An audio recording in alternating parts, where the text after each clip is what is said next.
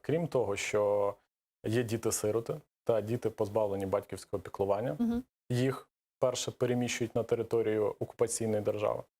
І друге питання – це мілітаризація дітей. Тобто стирання їхньої ідентичності і нав'язування їм майбутньої служби в армії. Це кримінально-правовий аспект. Скажу вам, що коли в органів прокуратури були повноваження стосовно представництва інтересів громадян, а ці повноваження були в нас забрані в 2016 році в зв'язку з конституційною реформою, прокуратура Криму намагалася в тому числі через судовий механізм звертатися з заявами до суду про встановлення факту народження дітей на тимчасово окупованій території.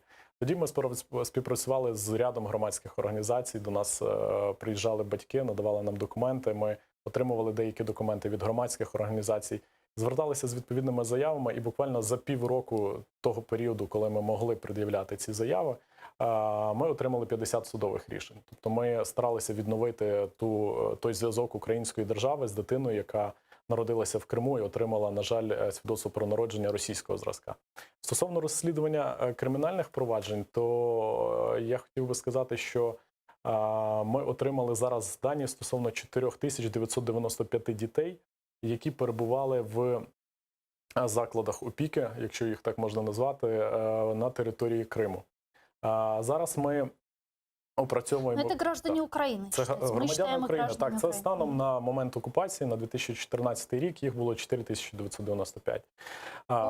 Так, і це в різних дитячих будинках, в дитячих будинках сімейного типу також ці діти проживали.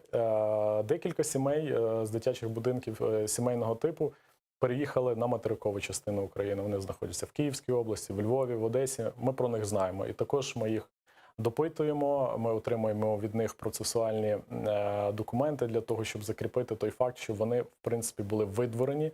У нас є факти, коли одній з матерів прийомних було сказано, що або ви залишаєте Крим, або ми забираємо у вас дітей.